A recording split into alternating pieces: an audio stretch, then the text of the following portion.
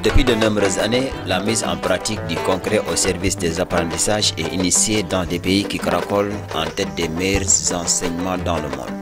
Loin d'être un hasard, le concret permet de maîtriser plus facilement les connaissances. Ainsi, pour mettre en œuvre la méthode de Singapour, le fleuron concret au service des apprentissages, l'école privée Saint-Cosmos a organisé une visite pédagogique afin de permettre à ses apprenants de mieux concrétiser les activités intramuros. Ainsi, ce jeudi 16 mai, marquant une date historique, marquant une date tant attendue, les encadreurs et les apprenants à bord d'un bus et d'un minibus ont pris la direction Dakar pour une visite pleine d'enseignements. Et comme ici, une journée ne peut aussi être meilleure que celle qui commence par la découverte des animaux tant rêvés. Ici donc on voit le grand python dans sa cage qui a beaucoup impressionné les enfants.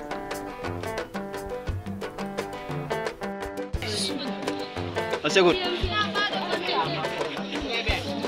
Qu'est-ce que vous entendez par il n'est pas venimeux?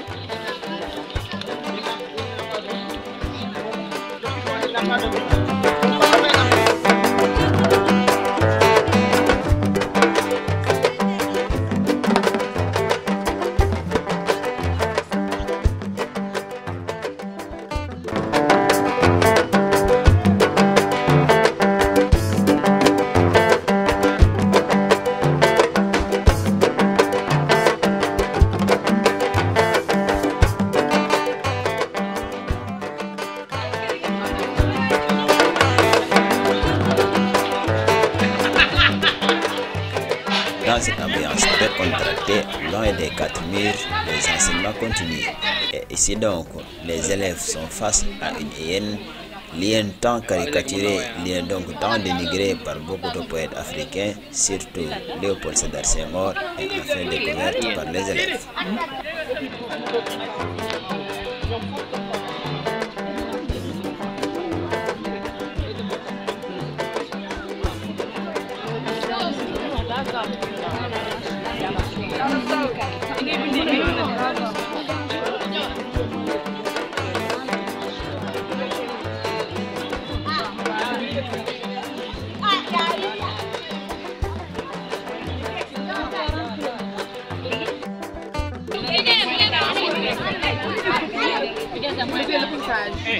Marchez, marchez. Voilà.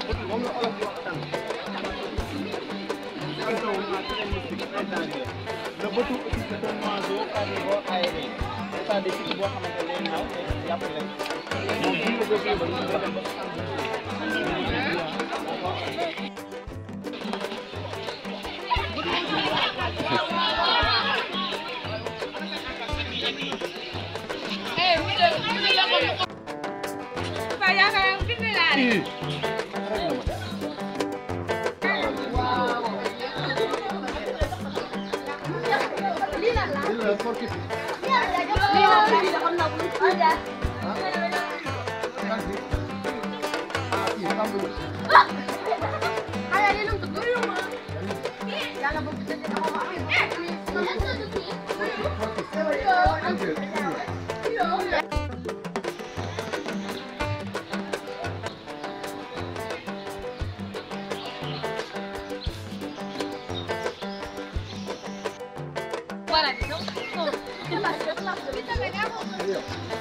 Katanya foog naa ñëppay sonn sauf yow.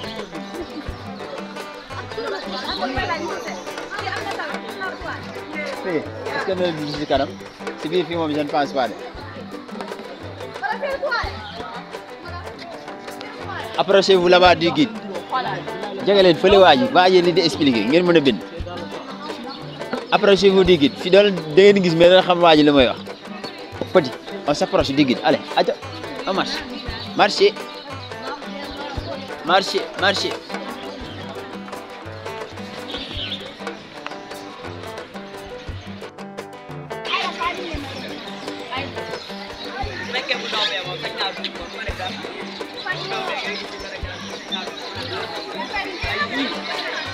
Pesande.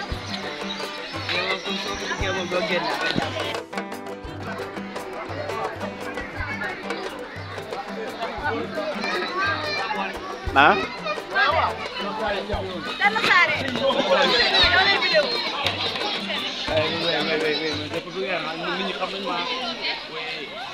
Bonjour, je m'appelle Fana Dramé, élève de Sen Cosmos en classe de 4e.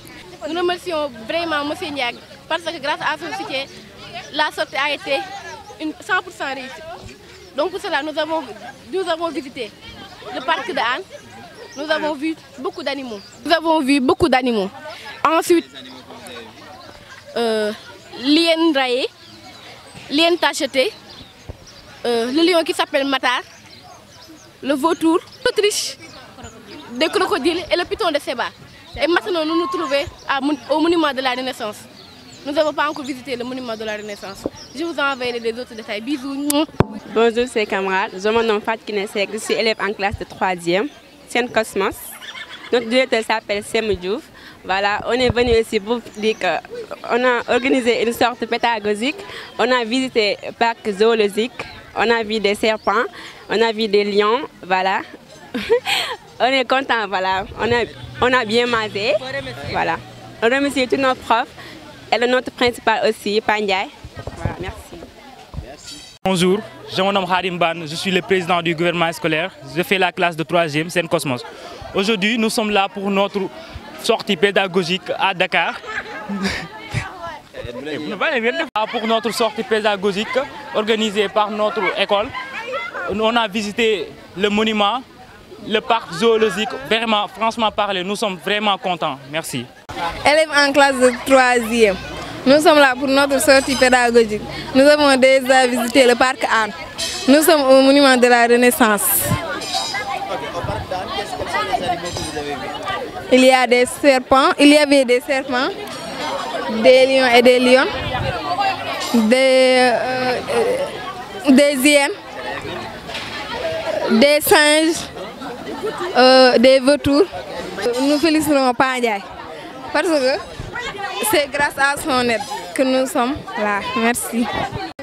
Bonjour, je me nomme Mamtierne Ibrahim Sarr. Je suis le ministre des Sports de Sen Cosmos. Aujourd'hui, on est là pour notre sortie pédagogique. Premièrement, on a visité le parc Hann. Et la dernière, c'est ici. Et voici le monument. Nous sommes tellement contents pour vous, les professeurs, et notre cher surveillant, M. Ndiaye. Salam alaikum wa Sénégal, na ngeen def yéen ak ci jàmm. Tey nag dama ñëwoon je m'appelle Nouré Cissé. J'ai fait la classe de 6e école privée Sen Cosmos. Tey nag dama ñëwoon visiter ñëw Dakar musuma ñëw Dakar, c'est la première fois visiter. Ma ñëw ñoo ngi njëkkee nag ci parc Hann. Dem nañ xool fa les lions. Man bu ma ci gën a neex li mooy gaynde gi ma gis ak ni mu ngandee. Après ñëw nañ ci monument bi nag kontaan naa nag waaye duggaguma. Bonsoir, chers professeurs, bonsoir. Nous sommes encore ici au niveau de notre visite organisée aujourd'hui, le 16 mai 2024. Nous sommes ici au monument de la Renaissance. On n'est pas encore entré pour faire la visite, mais aujourd'hui on a l'air très content quand même. Un jour spécial pour nous, les élèves de Sen Cosmos. Ça fait mention spéciale à tous les professeurs qui ont organisé ça. Nous remercions toute la famille de Sen Cosmos. Merci. salaamaaleykum waa Sénégal waa mbokk julli suñu mbokk jullit yi maa ngi leen nuyu di leen sant leen fay leen jox seen wàccuwaay maa ngi njëkkee nag suñu ñaari professeurs yi monsieur Sène et monsieur Lahone ak monsieur Ndiaye ak madame Niang ndax tey dañoo ñëwoon fii visite à Dakar man c'est la première fois may ñëw fii ñu ngi njëkkee Pakane après ñu ñëw fii monument duggaguñu sax def visite bi mais ñu ngi fii tellement tey moom kontaan nañ ñëpp kontaan nañ moom amuñu fay waa Sen Cosmos moom.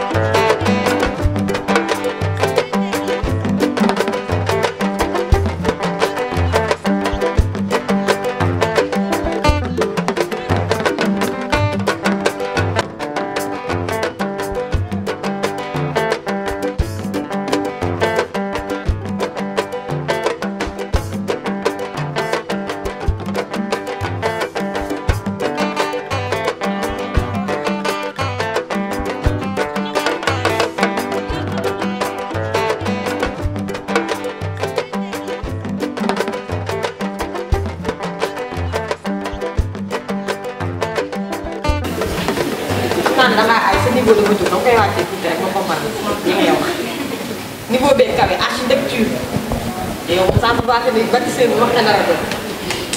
Qu'est-ce que vous avez vu au niveau des écrans? Oui. Qui nous permet d'avoir une vue panoramique sur Dakar. La famille au complet, papa, maman et l'enfant. C'est ici que vous êtes à l'intérieur. C'est la porte de l'ascenseur. Les différentes salles que nous allons voir tout à l'heure. Premier, deuxième, troisième étage. C'est bon? Oui. Vous allez voir l'image du monument de la Renaissance africaine à la fin de la construction. Et les 198 marches que vous avez fait pour monter. 198. Maître Abdoulaye Wade qui a été construit le monument. Ils sont casquettes de bleu, du architecte de Pierre Goudiaby à Atepa. Ils sont venus, ils ont détruit, ensuite creusé 6 mètres de profondeur dans la colline pour la fondation. Ensuite, ils ont versé du béton armé. Ils ont versé du béton armé, construit le bâtiment qui supporte la famille, ce qui fait au total 6810 tonnes de béton armé. Ligne sortie de fondation avec bâtiment qui supporte statut 6810 tonnes de béton. Faites à l'union de vous faites une mémoire de la femme, vous me captez, c'est bon, on ne va pas dire que donc vous voyez le bâtiment et la fondation, le béton armé qu'ils ont utilisé, ça fait 6810 tonnes. Pour la famille, la maman, le monument pèse 7000 tonnes. 190 plus 6810, ce qui fait 7000 tonnes pour l'ensemble du monde. Ça a coûté à l'État du Sénégal 12 milliards de francs CFA. 12 milliards de francs CFA. Et sa durée de vie, la durée de vie du monument, 1200 ans. 12 siècles. 100 ans, 100 ans, 100 ans, 100 ans, jusqu'à 12 fois. Le monument vient juste d'avoir le 3 avril passé. Ça a coûté à l'État du Sénégal 12 milliards de francs CFA. Sa durée de vie, 1200 ans. 12 siècles. C'est comment on a des lois de Guinée tout. L'enfant, il pèse combien de tonnes? Combien? Quoi? Sur le plan géographique. Vous avez déjà une géographie? Oui. Écoutez, sur le plan géographique, elle a été orientée vers la statue de la liberté de New York. Après la statue de la liberté, vous avez oui. La statue de la statue de New York, face à face sur le plan géographique. Après des études bien faites, bien vérifiées. Ce sont des experts qui ont fait l'étude. Vous nous orientez, vous nous face à face. C'est bien clair. Vous n'avez pas fait le disciple, vous avez essayé de la liberté.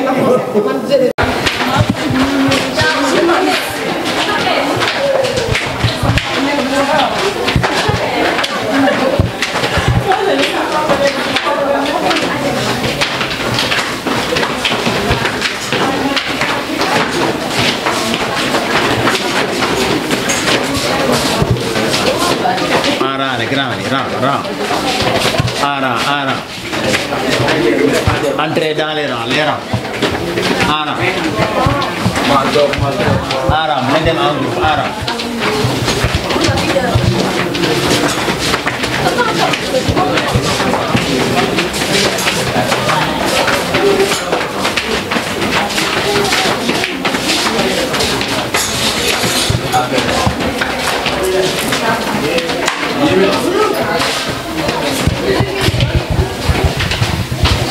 Voilà, donc il a tout dit.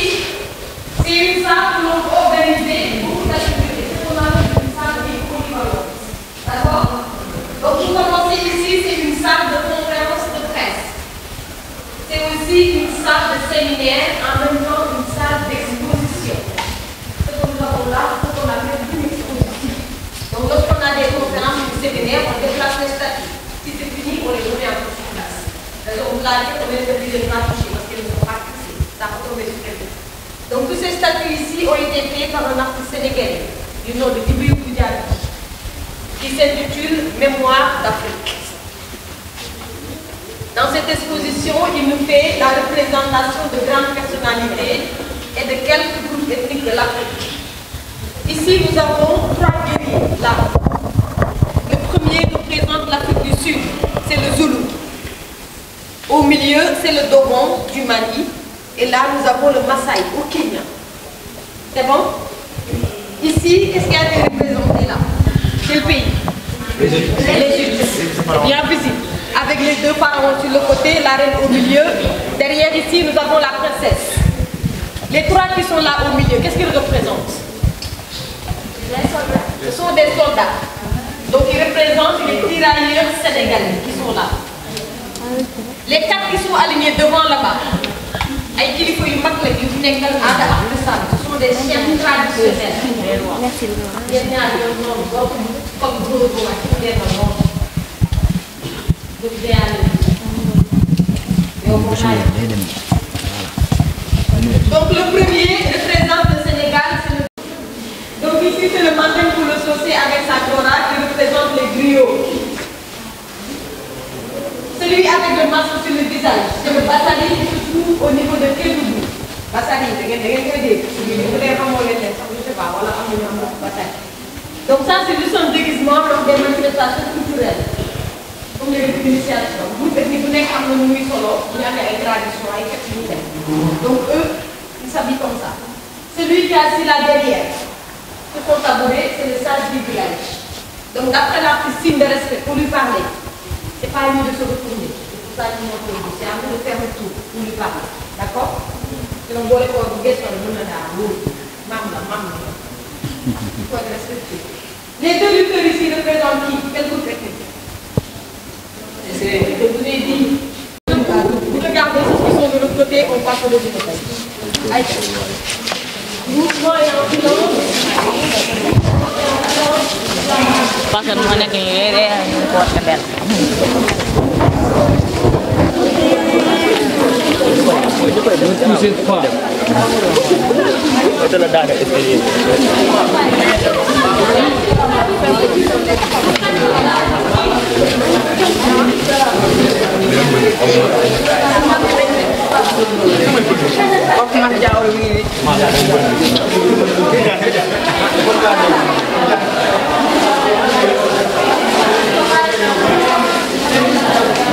Bien vrai que ça se trouve au Sénégal, mais ça appartient à toute l'Afrique. D'accord? Donc le Sénégal lui-même a participé avec cette tapisserie qui nous vient de Thiès. Manufacture sénégalaise des arts décoratifs. Ça a été fait à la main. C'est la participation du Sénégal. D'accord? Là par terre, nous avons la natte de la Mauritanie. Sur la table, nous avons le crocodile gambien, qui est une espèce très protégée là-bas. Il a aussi des pouvoirs de guérison. Ça nous vient de la Gambie. Vous retenez les noms des pays? Oui. Derrière vous, nous avons le grand boubou traditionnel et le masque des cultures, tous les deux du Burkina Faso. Le sac traditionnel du Kenya. Derrière, nous avons une couverture colorée de la tribu Maasai. Vous pouvez juste vous mettre à côté comme ça. Avancez là. On va avoir le masque suivant, s'il vous plaît. Doucement, avec. Des femmes Diola que nous avons vues en bas. N'est-ce pas? Vous avez compris? Donc c'est la même chose avec le masque Nimba. À monter dans les greniers comme des escaliers. D'accord? Là que nous avons vu en bas, les deux femmes. Celui qui se trouve au milieu, c'est pour le bois sacré. C'est le masque Sénoufo. Donc vous voyez toujours, ça revient. Ouida, c'est une maison des esclaves, comme ici, à l'île de Gorée. Donc il y avait d'autres maisons des esclaves qui étaient dans les pays qui sont au niveau de la côte. C'est juste que le Sénégal a été le plus utilisé. C'est l'autre mot mais il y a aussi d'autres maisons des esclaves. Ici, Sénégal, nous avons Gorée, Bénin, ils ont Ouida. Ça, c'est une partie de la porte. Allez, sans retour de Ouida. Rwanda, symbole de la défense, avec la lance et le bouclier. Vous venez un peu par là, s'il vous plaît. Ils vont voir les deux autres qui sont là-bas au fond. Poussez-vous un peu. Poussez-vous. Vous voyez? Juste après, c'est le tableau d'art mosaïque de la Tunisie. Pour ceux qui font un dessin là, vous faites les mosaïques, non? Vous n'avez pas encore fait. Vous ne faites pas dessin? Aïe. Dessin. Ça, c'est un tableau d'art mosaïque qui nous vient de la Tunisie. Vous avez vu une coiffure juste après? C'est la coiffure écorie de la Namibie, qui est portée par les nouvelles mariées. Pour nga xam ne kii nouvelle mariée la pendant une période de 1 an lii la ñuy teg seen bopp yi ku leen gis xam ne ça c'est une nouvelle mariée. D'accord? néew ñu leen na bu ñu ko tegee 1 an seen bopp yi duñ ko mës a dindi dañ koy raxas ba mu set defar ba mu baax tegaat comme ni ngeen de seen mèche yeeg seen perruque gis ngeen raxas seen bopp yi sax yéen ñii ah góor ñi wax leen ah waaw. Mais c'est en même temps une salle de projection de films et de théâtre pour les enfants. Vous voyez le podium devant là-bas. Mais actuellement, il y a un pays qui a utilisé toute la salle parce que ça, c'est le dernier don qui vient juste d'arriver, ça fait 2 mois. Mais il nous reste encore un autre don à voir au 3e, mais il est là depuis longtemps, d'accord? Ça, c'est le dernier qui vient d'arriver, ça fait 2 mois. Qui peut me dire ça vient de quel pays? Tout ce que nous avons eu ici, ça a été offert par quel pays? Le Maroc. On y va. Allez, il est notre 3e. Les autres, vous mettez derrière. Personne ne se met là au milieu. Comme ça, tout le monde va voir derrière. Quels sont les pays qui ont participé? Oui. La Côte d'Ivoire. Très bien. Oui. Le Maroc. Oui. Le Sénégal. Oui. Bénin. Derrière. Rwanda. Oui. Toi au fond. Hein? Écoutez, écoutez, écoutez. D'accord. Doucement. Elle vient de me dire un pays qui n'a pas encore apporté. Donc, qu'est-ce qu'il a apporté, la Sierra Leone? Là, le Indi. A dit boul dem kay. Bi da nga fassiyene sey Sierra Leone tam nga wax ñu rek ñu xam. Commencer la dajalel. Voilà. Oui. Cameroun, oui, le masque d'éléphant. Hein? Ban Guinée.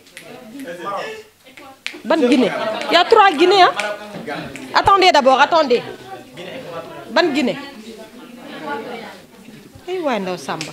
Dégra, nous avons rimé non équatorial. Tunisie. Kenya. Faté won ngeen ko. Oui. Sénégal wax nañ ko oui. Burkina, waaw, des na de. Bénin, waaw, oui. Côte d'Ivoire, waaw. Rwanda.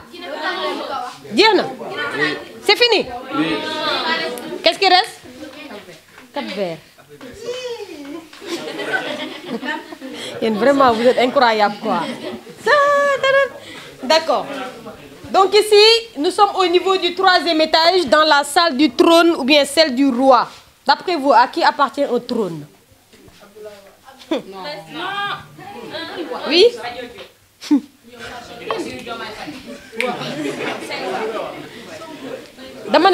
Écoutez attentivement.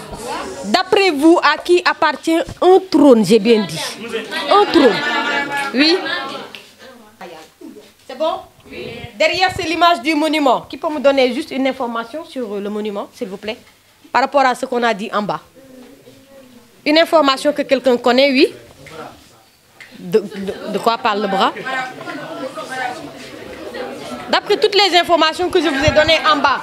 Doucement, s'il vous plaît. Dans ces 8 ans, ils ont pris que 2 ans pour construire le monument. 2 ans. Ils ont commencé les travaux le 22 janvier 2008, l'inauguration le 3 avril 2010. Le projet a pris 8 ans, la construction a duré 2 ans. L'ERN, le temps que nous étudions colline, nous avons fait le monument, fini de les financements, matériel, main d'œuvre, ce qui a pris tout ce temps. Mais les ils n'ont pris que 2 ans pour construire le monument. 2008-2010. C'est clair? Là maintenant, le monument est représenté par une famille anonyme africaine. Signification. Il sort des profondeurs de la terre. Bâtiment, signification, utilité. C'est une famille qui sort des profondeurs de la terre. Profondeur de la terre, c'est représenté par le bâtiment, la grosse pierre, qui symbolise les périodes sombres où l'Afrique était auparavant avec l'esclavage et la colonisation. Bâtiment, c'est signifié l'obscurité. Les périodes sombres où l'Afrique était avec l'esclavage et la colonisation. Bâtiment, donc c'est une famille forte et unie qui se libère de toutes ces périodes pour aller vers la lumière. Vous voyez, nous tapé fi. Pour voir que nous avons ci lëndamaay souci pour mën dem ci lumière bi la liberté. Motax mu jakkalok statut de la liberté bi nek aux États-Unis. Mais on vous dit pas que l'enfant pointe les États-Unis. Pour ñu bari bo leen né fa lay jakkal ñu fone objectif bi États-Unis, objectif bi statut de la liberté. Parce qu'elle a la même signification ak biñu génn ci profondeur yi pour dem ci liberté bi. C'est bien compris. L'enfant, il pointe le futur, l'avenir, le développement. Donc à lui seul, il peut représenter la renaissance africaine. Mais un enfant seul ne peut pas parler de renaissance et de développement sans être accompagné par ses deux parents. La maman, c'est elle la gardienne des traditions. Elle accompagne son enfant vers le recherche de développement, lui dit que tu peux aller étudier, tu peux aller travailler, tu peux aller vers l'ouverture. Mais n'oublie pas d'où tu viens. Vous voyez la main derrière? C'est pour dire à l'enfant, tu peux aller vers l'ouverture et le développement, mais n'oublie pas le passé de l'Afrique. Et aussi nos traditions et les coutumes. C'est ça que représente la maman. C'est d'accord? Donc sur le plan géographique, il y en a d'autres qui nous attendent pour entrer ici. La mère de la maman se dirige directement vers l'île de Gorée, sur le plan géographique. Le papa, lui, puisqu'il est le responsable de la famille avec son chapeau, lui, il symbolise la force. Puisque sans lui, la maman et l'enfant ne pouvaient pas sortir des profondeurs de la terre pour aller vers la lumière. Donc c'est à cause de la force du papa qu'ils ont pu quitter l'obscurité pour aller vers la lumière. Pour qu'ils puissent venir prendre leur place sur la terre comme toutes les autres nations. D'accord? Donc l'enfant, il pointe quoi? Quoi d'autre? Quoi d'autre? La maman, elle représente quoi? La gardienne des? Le papa symbolise quoi? La grosse pierre, le bâtiment symbolise quoi? L'obscurité, c'est-à-dire? C'est-à-dire quoi? La colonisation, l'esclavage, les périodes sombres où l'Afrique était auparavant. D'accord? Donc c'est ça que signifie maintenant ce que vous voyez là, d'après les détails que je vous ai donnés. C'est bon pour tout le monde? Vous avez des questions à poser? C'est le moment parce que juste après là, nous allons redescendre. C'est bon pour tout le monde? Hein? Ah.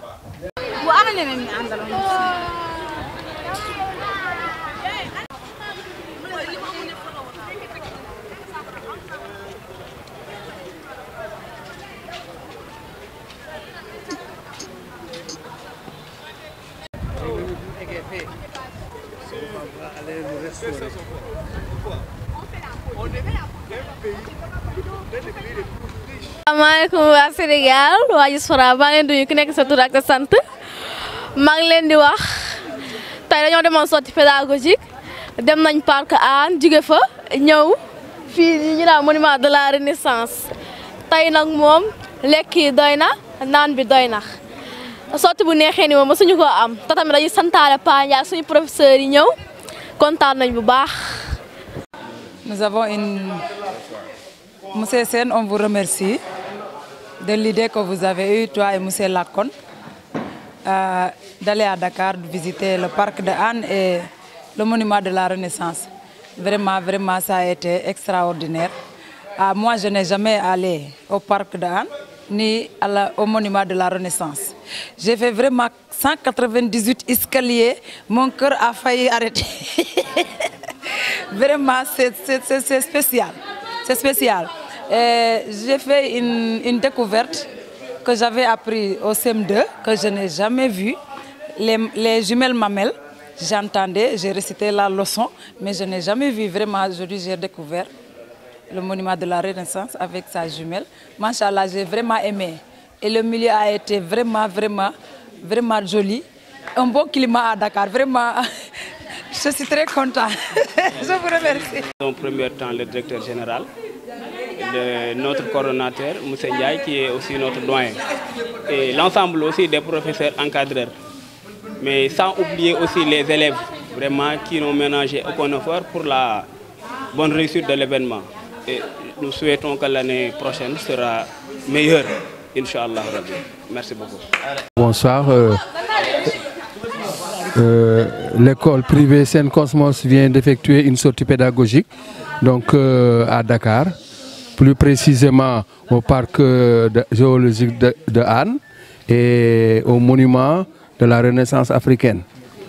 Bon, ça a été une édition, donc c'est inédit donc, dans le palmarès de Saint-Cosmos. Donc une sortie pédagogique où, donc différemment des sorties où là c'est tout simplement une récréation, ici ça a été pédagogique comme l'intitulé donc de la sortie. Donc nous avons beaucoup gagné parce que tout simplement au niveau donc du parc, nous avons pu donc visiter, voir les animaux et certains Ndiobènes qui ne sont jamais allés à Dakar, qui n'ont jamais vu un lion, sinon des lions Ndiobènes, donc ont pu vraiment se sont réjouis pour avoir donc vu ces animaux qu'ils ont l'habitude de voir dans les films ou dans les livres. Donc, maintenant, on était en face de ces animaux comme le lion Gaïndé Ndiaye. Nous avions vu des singes comme Ndiobène, nous avons vu des tortues, tout.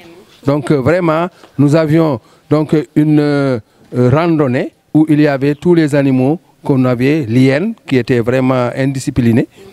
Et vraiment, nous avons été aussi bien accueillis. Nous avons rencontré beaucoup d'autres écoles, mais on voyait que c'est Saint-Cosmos qui était émergent. Parce qu'on ne voyait que Saint-Cosmos.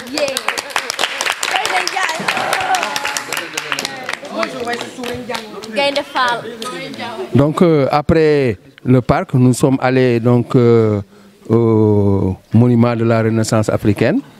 Nous avons gravi les 198 donc, marches. J'étais le premier à arriver. Et donc, là-bas aussi, nous avons été bien accueillis. Et là, c'était là-bas qu'on avait l'apothéose. Parce que tout simplement, là, c'était des cours magistraux.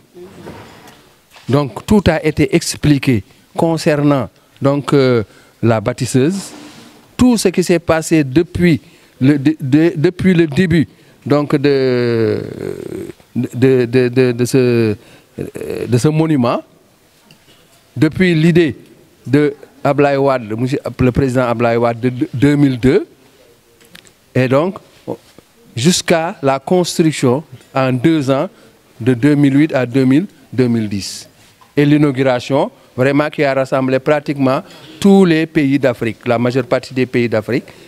Et là, le premier geste que j'ai vu, surtout avant même qu'on entre pour faire la visite, il y a les élèves, certains élèves étaient devant les plaquettes et regardaient, prenez note. Je leur dis, mais ça, vous pouvez filmer ça avec votre téléphone. Ils ont dit non, nous préférons recopier parce que c'est en ce moment que nous pourrons retenir plus rapidement. Et là, vraiment, je me suis dit que ces élèves-là, donc, ils ont de l'ambition. Et c'est comme ça que l'élève doit se comporter. Donc, après une attente assez longue, donc une visite d'autorité, donc ce qui nous a retardé d'ailleurs, mais quand nous sommes entrés, on n'a plus senti le temps passer. Nous sommes passés donc, du 1er jusqu'au 3e étage. Hein. Donc, on a tout visité et vraiment, nous avions aussi une dame vraiment qui nous a bien guidés. Tous les détails. Et même, c'était comme un professeur qui posait des questions. Et là, au début, elle a rencontré les mêmes difficultés que nous rencontrions ici en classe. Parce que les films, donc, on faisait passer, mais on voyait qu'après cela, elle a posé des questions. Mais beaucoup d'élèves n'ont pas suivi. Et c'est comme s'ils le faisaient en classe. Mais comme elle a insisté finalement aux autres étages, on a vu qu'il y avait une amélioration. Et même, elle disait que vous êtes là en train de m'apprendre. Donc là, vraiment, ça a été écrit. Donc je pense que... Et même il y a certains élèves qui ont réagi, qui m'ont dit, mais M. Ndiaye, ici, c'est meilleur qu'aller à Saly au bord de la mer. Parce qu'ils se sont retrouvés. Ils ont retrouvé ce que peut-être le prof d'histoire leur disait, ce que les autres profs leur disaient. Et là, ça a servi. Donc ça veut dire que ces sorties pédagogiques doivent être des choses qu'on doit pérenniser, répéter. Parce que quand même, ça a un aspect pédagogique extraordinaire. Et là, je pense que bon, nous en tiendrons compte. Et là, ce que je crains même, peut-être que les parents des élèves qui ne sont pas partis, surtout du CI au CE2, ils risquent, quand les autres auront à leur raconter et voir les films là, ils risquent de nous dire qu'avant la fin de l'année, nous aussi, il faut amener les autres. Parce que tout simplement, c'est à ça que sert l'éducation. Et là, ça coïncide avec donc, les événements qui couvrent notre gouvernement scolaire. Parce qu'en fait, quelquefois, on a l'habitude que le gouvernement scolaire, en ex-Fosco, ne joue qu'un rôle donc, de sport, etc. La culture était tout simplement, et la pédagogie était mise à l'écart. Donc, ça veut dire que c'est une activité qui fait partie donc, intégrante donc, du gouvernement scolaire. Mais quand même, nous ne cesserons pas de remercier les professeurs de français qui l'ont initié. Parce que nous avons toujours pensé et souhaité faire des sorties pédagogiques. Et là, entre ces deux profs, ils ont discuté entre eux et ont trouvé un terrain d'entente qu'ils nous ont soumis. Et là, voilà le fruit que nous avons eu.